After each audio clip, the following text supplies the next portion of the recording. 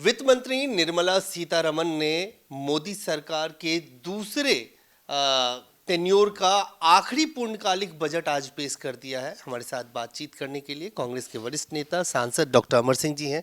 Doctor साहब, क्या लग रहा है? आप तो ब्यूरोक्रेसी से आते हैं, आपको बहुत सारी चीज़ें निटी-गिटीज पता होंगी।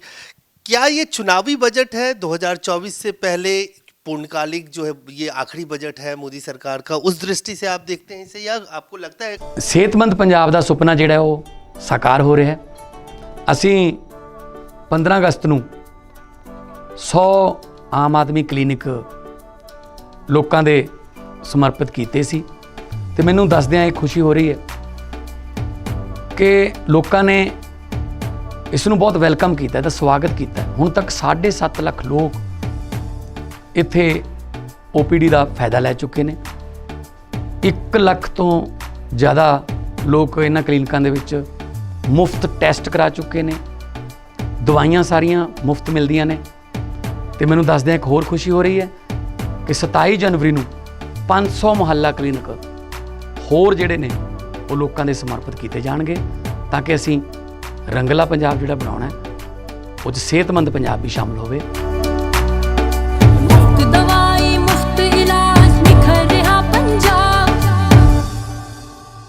कि मध्यम वर्ग को राहत दी गई है। देखो, ऐसा है, चुनावी बजट तो है, इनकम टैक्स के स्लैब में बढ़ोतरी करी है 2 लाख की, पर जो मूल समस्या है मुल्क की, जो सारे सामने महंगाई है, बेरोजगारी है, इन्फ्लेशन है, जो पेट्रोल डीजल पे सरचार्ज है, जिसकी वजह से पेट्रोल डीजल इतना महंगा है, उसको तो किसी को टच भी नहीं किया है। और अमीर लोगों का टैक्स, कारपोरेट टैक्स को बढ़ाने की जरूरत थी, उसको टच नहीं किया है। हो क्या रहा है इस मुल्क में, समझने की जरूरत है। इन्होंने 30% था कारपोरेट टैक्स, जो बड़े लोग होते हैं कंपनी, उसको ये 15-18% पे ले आया, लेस देन 20% पे ले आया। अब वो जो 1.5-2 लाख करोड़ हर साल का घाटा पड़ रहा है, मतलब कम हो गया, वो टैक्स हो गया, वो अब पेट्रोल डीजल के सेस से पूरा कर रहे हैं, आपसे और मेरे से ले रहे हैं।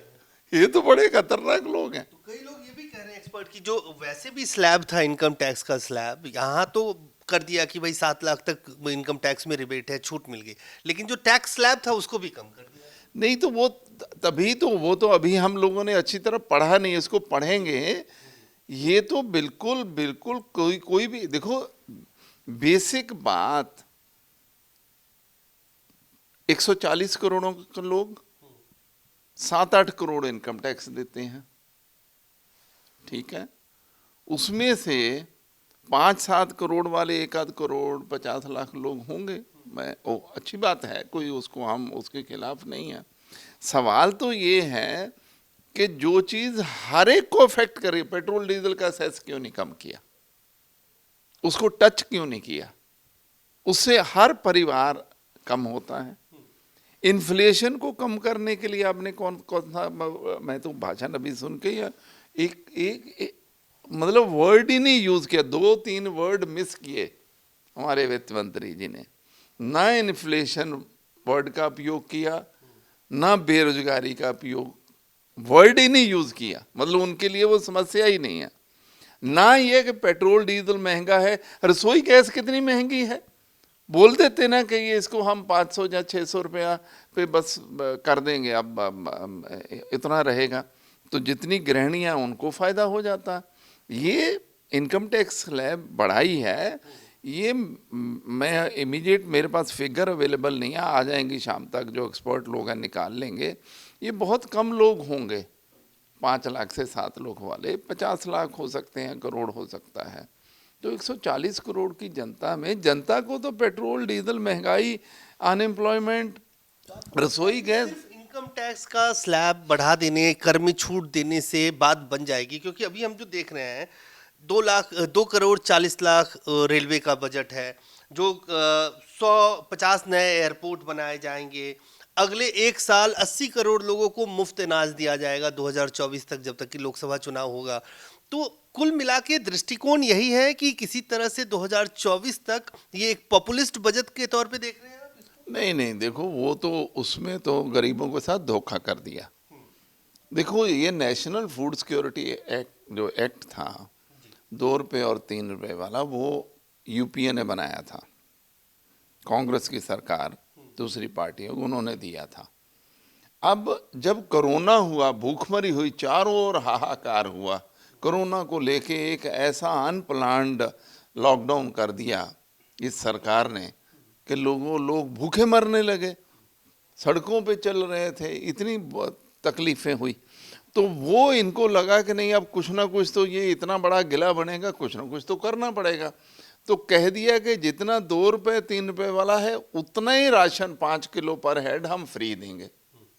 अब देखो जो नेशनल फूड सिक्योरिटी वाला था 2 रुपये 3 रुपये वाला, उसको फ्री कर दिया, वो बंद कर दिया। मैं खुद CMD FCI रहा हूं, ये जो 5 किलो पर हेड है वो नहीं, हर आदमी को करीब करीब एवरेज 10-11 किलो अनाज लगता है महीने का, उन्होंने एक आदमी को। तो वो आप जब वो एक स्कीम चलाई थी वो बंद क्यों कर दी? तो ये तो हमेशा कैमोफ्लेज करना, धोखा करना, ये सरकार तो ऐसी है, बातों पे चल रही है। डॉक्टर साहब, आप पंजाब से आते हैं, आज हमने देखा कि वित्त मंत्री एग्रीकल्चर सेक्टर के ऊपर भी काफ़ी कुछ बोल रही थी। उन्होंने कहा कि नए स्टार्टअप्स की बात की, उन्होंने कोऑपरेटिव की बात की। आपको लगता है कि कृषि क्षेत्र में खास तौर से, और ऐसे जो कृषि प्रधान राज्य है पंजाब हरियाणा जैसे राज्य, वहाँ के किसानों को राहत मिली है इस बजट से? अरे भाई, किसान को तो टच ही नहीं किया। उसका तो मेन इशू जो इन्होंने वादा किया था जब उनको उठाया था कि हम MSP का कानून बनाएंगे, इसी पे उठे थे ना, ये वापस लेने हैं MSP का कानून, उसको तो टच ही नहीं किया। ये तो कह रहे हैं कि प्रोड्यूसर ऑर्गेनाइजेशन बनाएंगे, फलाना करेंगे। अरे ये तो घुमाने का काम कर रहे हैं भाई। कौन किसान, छोटा किसान, कौन सी ऑर्गेनाइजेशन, कौन, मतलब किधर को ले जा रहे हैं भाई? किसान का तो मुद्दा MSP है, और हम लोगों ने बहुत बार मांग करी है कि सभी फसलों का, अभी गेहूं और चावल का मिलता, बाकी किसी का मिलता नहीं। थोड़ा सा दालों वालों पे थोड़ा सा होता है, कुछ कहीं कहीं मिल जाता है, ज़्यादा नहीं मिलता। हम लोग ये कह रहे हैं कि किसान कुछ भी पैदा करे उसको MSP दे दो, क्या फ़र्क पड़ता है? और उसकी कानूनी गारंटी, और उसकी गारंटी दे दो कि इश्यू क्या है उसमें। बाकी इतनी बातें करते हैं। और हमने देखो 2019 में कांग्रेस ने वादा किया था ना इनकम गारंटी का, हम लोग फिर वादा करेंगे इनकम गारंटी का 24 में। इनसे मुकाबला होगा कि ये धोखाधड़ी वाला सारी बातें करते हैं, हम रियल इनकम लोगों की जेब में डालने का वादा करेंगे, फिर देखेंगे लोग किसको वोट डालते हैं। आप लोगों ने एक बड़ा वादा मनरेगा का किया था और ये सरकार भी चला रही थी। आज पहली बार हुआ है, वित्त मंत्री कह रहे हैं अमृतकाल का पहला बजट है और इस बजट में मनरेगा का जिक्र तक नहीं आया। नहीं, तो मैं तो वो सोच रहा था कि बोलेंगे कुछ मनरेगा पे, ना किसान का नाम लिया, ना मनरेगा मजदूर का नाम लिया। भाई वो तो बजट तो क्या है, वो जो चाहते हैं, अब पावर में है, अपना बोल के चले जाते हैं। वो तो उनको तो अपना ही था ना, बिल्कुल मनरेगा का मजदूर है ना उसमें।